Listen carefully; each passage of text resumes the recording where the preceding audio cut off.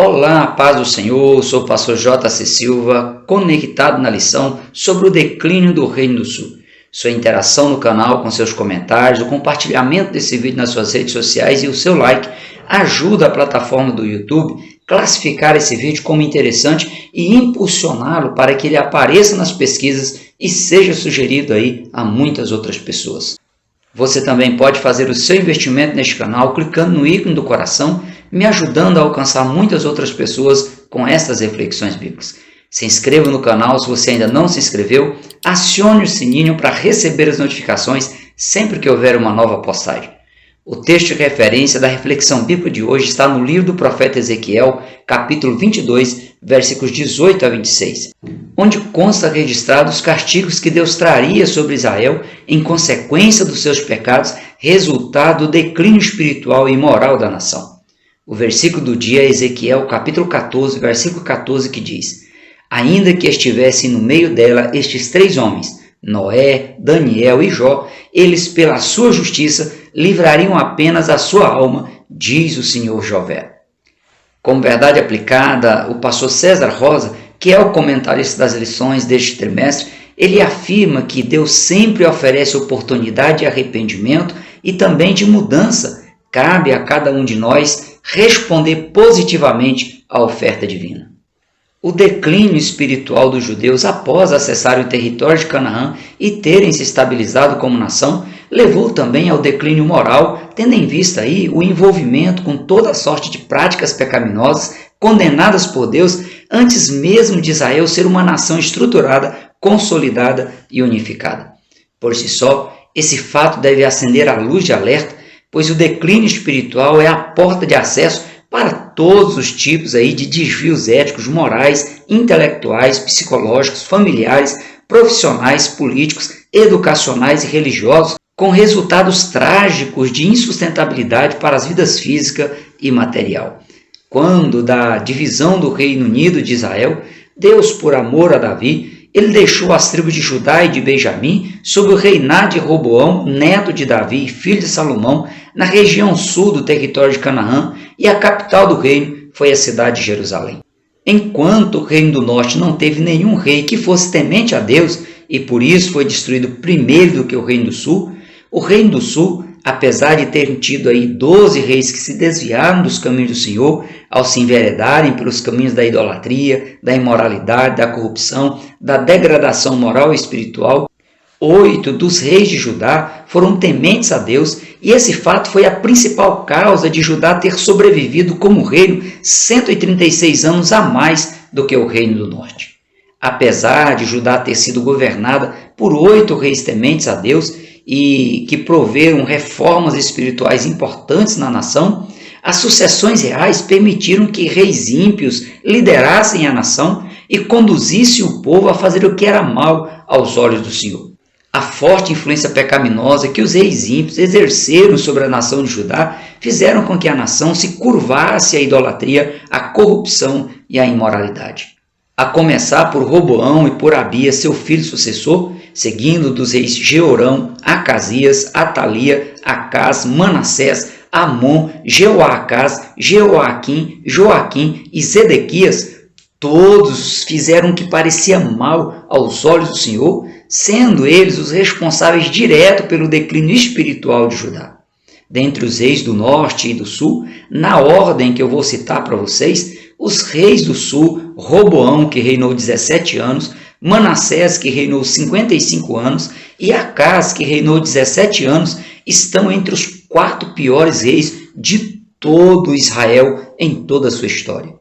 Outros tristes destaques quanto aos reis ímpios que reinaram sobre Judá estão: no reinado de Jeorão, sucessor do excelente rei Josafá, houve apostasia e desgraça na nação de Judá. Os 8 anos de reinado de Jeorão foram marcados por muito derramamento de sangue e infelicidade extrema em Judá. Assim que Atalia, a única rainha a reinar sobre Judá, soube que o seu filho, o rei Acasias, havia morto, Atalia exterminou quase todos os seus netos, que fazia parte da descendência real, simplesmente para usurpar o trono de Judá. Restou apenas Joás, que tinha em torno aí de 1 ano de idade, já que Jeoseba, filho do rei Jeorão, irmã de Acasias, tomou a Joás, seu sobrinho, filho de Acasias, e o furtou dentre os filhos do rei, os quais matavam, e o pôs a ele e a sua ama na recâmara no templo, e o escondeu de Atalia. Assim não o mataram. Jeoseba o teve escondido na casa do Senhor 6 anos, e Atalia reinava sobre a terra de Judá. Os últimos 3 reis a reinar sobre Judá, Jeoaquim, Joaquim e Zedequias, eles foram subordinados a Faraó Neco, rei do Egito, e a Nabucodonosor, rei da Babilônia. Jeoaquim, cujo nome original era Eliaquim, ele foi nomeado por Faraó Neco, rei do Egito, na invasão a Jerusalém, quando da sua incursão para a batalha de Carquemes, por volta do ano 605 a.C. Com a morte de Joaquim, seu filho Joaquim assumiu o reinado em Judá. Quando da invasão de Jerusalém por Nabucodonosor, Joaquim ele foi deixado em Jerusalém como rei, sob a tutela do rei Nabucodonosor, em 597 a.C. Depois disso, Nabucodonosor, ainda aí na fase transitória das transferências dos judeus para o cativeiro babilônico, Nabucodonosor substituiu Joaquim por seu tio Zedequias, deixando o rei lá no território de Judá. Judá foi totalmente destruída como reino no ano 586 a.C., mesmo ano em que Jerusalém e o primeiro templo construído por Salomão foi destruído pelo exército babilônico. Tudo fruto do declínio espiritual da nação em desobediência às instruções divinas. Em meio a tanto desvio espiritual, moral e ético, houveram aí 8 reis de Judá que honraram o nome de Yahvé Adonai, o supremo soberano do universo. Foram eles o rei Asa, Josafá, Joás, Amazias, Azarias, também conhecido como Uzias, que era primo do profeta Isaías, Jotão, Ezequias e Josias. Andando aí na contramão dos reis maus, esses 8 reis tementes a Deus, eles fizeram reformas espirituais importantes com o objetivo de conscientizar o povo da importância do culto exclusivo a Yahvé em obediência às leis de Deus. Foram 263 anos de luta dos 8 reis na tentativa de que o povo entendesse a importância de se fazer a vontade de Deus para serem preservados da destruição. Como destaque positivo destes reis tementes a Deus, o pastor César Rosa ele lista o rei Asa, que foi criado em um ambiente totalmente idólatra, em um período de muita hostilidade sob o reinado ímpio do seu pai, o rei Abias. Asa ele serviu a Deus com integridade no seu governo. Na reforma espiritual implementada pelo rei Asa, ele retirou os prostitutos cultuais e os ídolos de muitos altares que foram levantados pelos reis Roboão e Abias. A iniciativa do rei Asa foi tão importante que gerou arrependimento e conversão do povo aos caminhos do Senhor, permitindo que Deus adentrasse em suas vidas e fizesse morada em seus corações. 2 destaques negativos que eu penso ser interessante relatar aqui sobre esses reis tementes a Deus são os casos do rei Joás e Amazias. Joás iniciou seu reinado com 7 anos de idade sob a tutela do sacerdote Joiada. Enquanto o sacerdote Joiada esteve vivo, Joás foi temente a Deus, mas após a morte do sacerdote Joiada, que era o seu orientador espiritual, Joás se desviou dos caminhos do Senhor e Deus o entregou nas mãos do rei da Síria. Ele foi ferido na guerra e depois seus servos o mataram.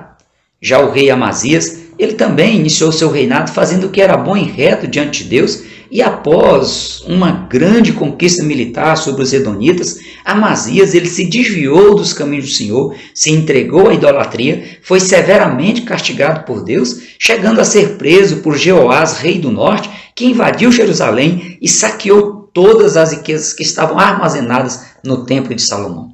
Esses 2 destaques negativos, eles servem para alertar sobre a importância das lideranças espirituais serem tementes a Deus, como foi o sacerdote Joiada.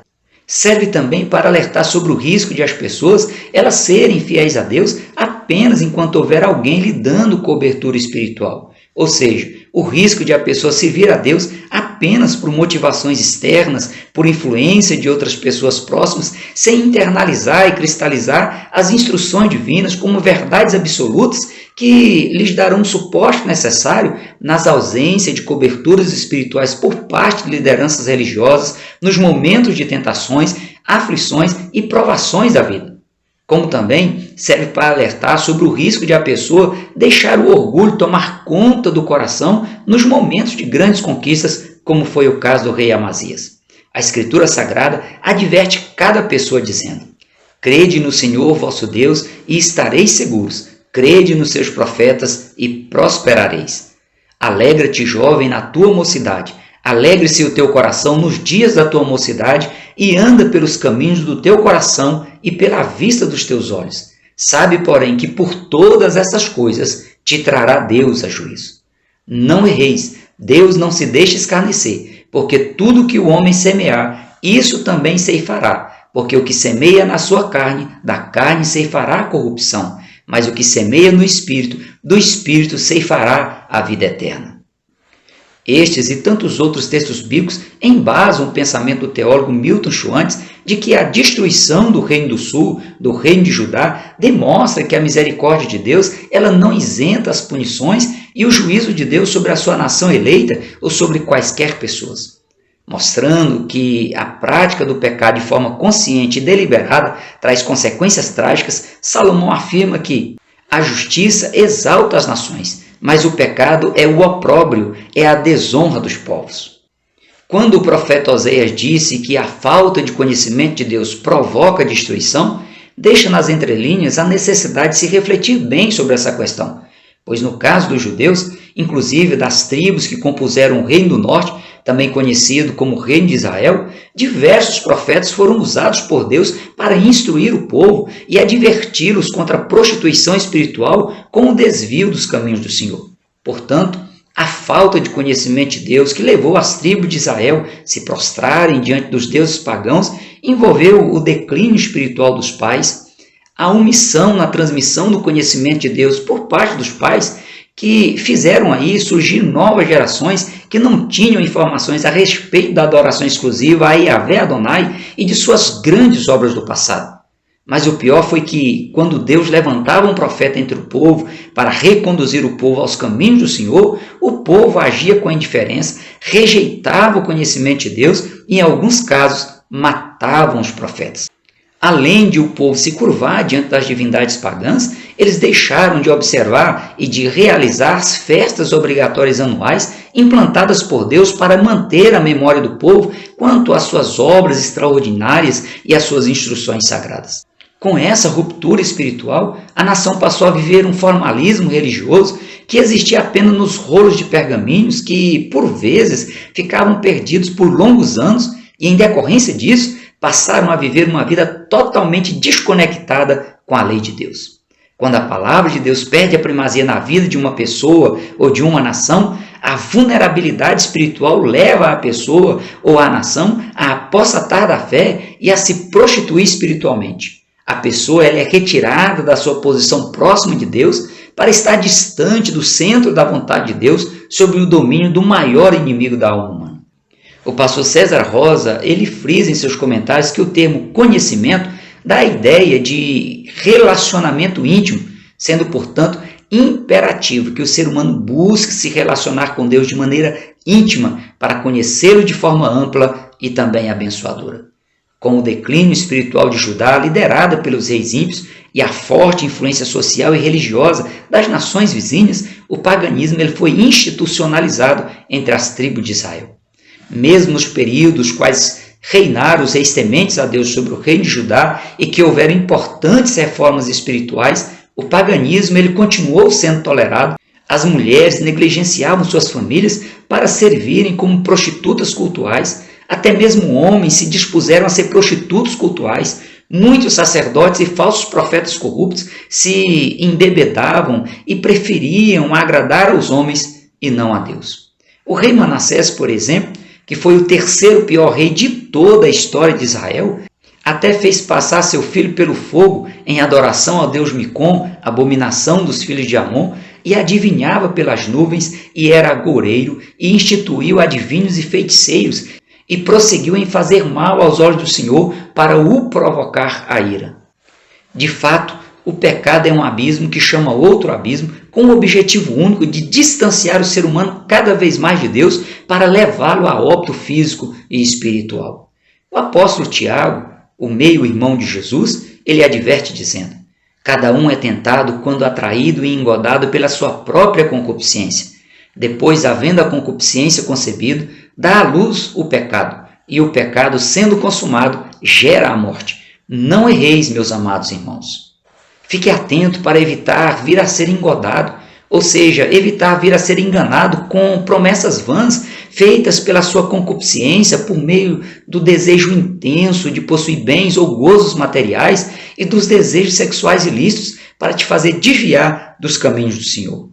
Os principais profetas levantados por Deus junto ao rei de Judá foram Joel, Isaías, Miqueias, Sofonias, Jeremias e também o profeta Abacuque. Todos eles convocaram o povo ao arrependimento e à conversão genuína a Deus, agindo como remanescente fiel em meio a tantos sacerdotes corrompidos e a falsos profetas que se aproveitavam da falta de discernimento espiritual do povo para enganá-los.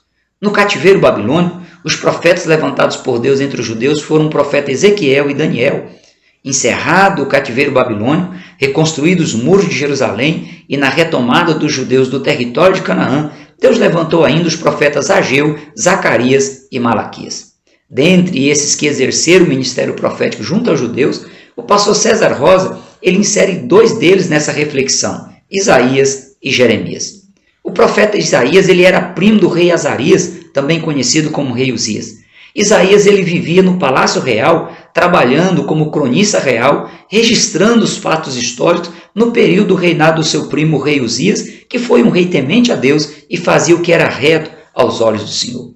Com a morte do rei Uzias, Isaías ele foi impactado com a visão registrada em Isaías capítulo 6 e a partir de lá ele decidiu exercer o ministério profético, expondo os prognósticos terríveis contra a corrupção que estava minando os valores espirituais e morais da nação de Judá, denunciando os príncipes por serem amigos de ladrões e por amarem o suborno, substituindo assim a justiça pela maldade, pela violência e pelo roubo, condenando leis injustas feitas para oprimir o povo.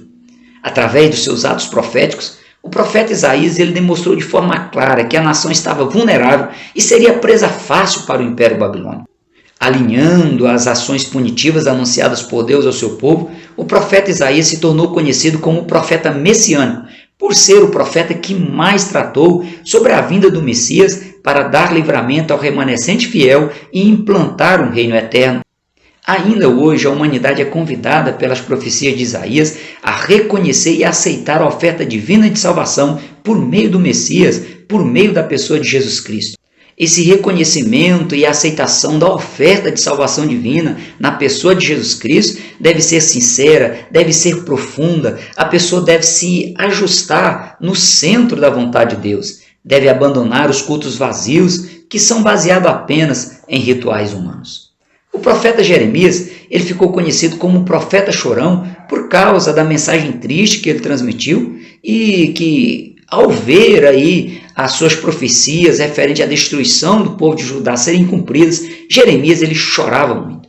Envolvido por uma profunda tristeza, tendo em vista a triste situação de Judá, Jeremias disse: provera a Deus a minha cabeça se tornasse em águas e os meus olhos em uma fonte de lágrimas. Então choraria de dia e de noite os mortos da filha do meu povo.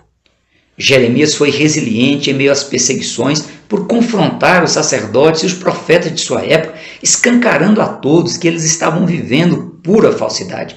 Foi pela boca do profeta Jeremias que Deus disse: e farei de Jerusalém montões de pedras, morada de dragões, e das cidades de Judá farei uma assolação, de sorte que fiquem desabitadas. O mesmo profeta Jeremias registrou o cumprimento desta profecia em Lamentações em Jeremias capítulo 5, versículo 18, dizendo: pelo monte de Sião que está assolado, andam as raposas.